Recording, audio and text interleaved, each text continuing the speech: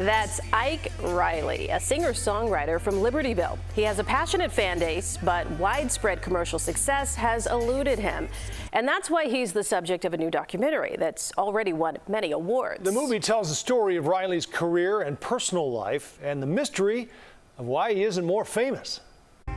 You could be living in the wrong place. I was over at Rick Rubin's house, and he said if this guy was 20 years old, he'd be a superstar.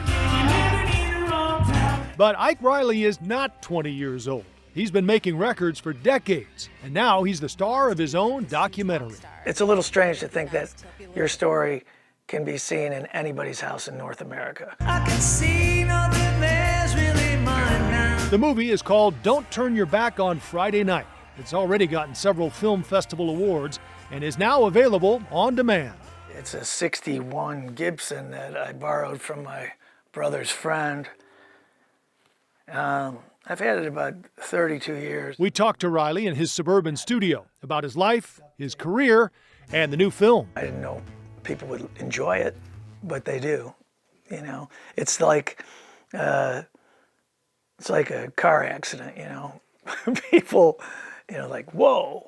Ike's not the easiest person to live with. That's just the tip of the iceberg. It's a candid look at the artist and family man, including some tough topics like alcohol use. Where is your car?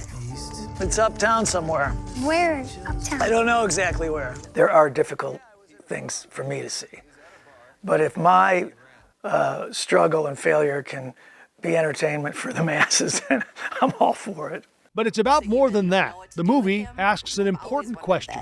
Why didn't he break out in the way that we thought he would? It really felt like he was going to. It's not like he's a star. That's kind of the point of the movie. Like, why isn't he a star? Standing in line at the gangster airport. Michael O'Brien is one of the filmmakers. Kind of takes a deep dive into an artist that has not, for whatever reason, hit his, his stride. Another filmmaker, Mike Schmiedler, decided to make the movie after listening to Reilly for years. I wrote the pitch, fully fleshed out, went to him, he's like, I'm not that interested. Like, what's this film gonna be about? I'm like, you're the most interesting person I know. What are you talking about? He spent much of his life working as a real kind of blue-collar worker, right? He's the blue-collar poet. Was he a gravedigger? Well, I believe he was. It took some time, but eventually Reilly agreed.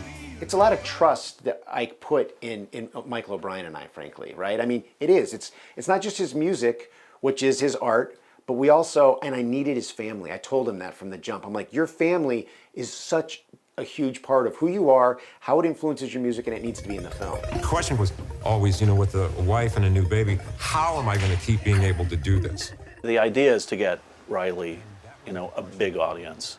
And, the film is almost a tool for him to get his music out there. Good night to all the boys and Mystic and Waukegan. Something Reilly might welcome, but in the meantime, he'll keep making his music his way.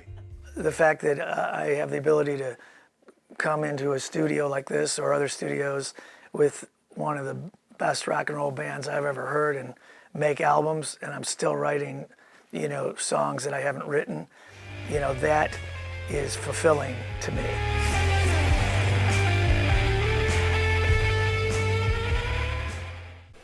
Reilly's new song will be released November 1st, and he's playing the Metro in Chicago in December.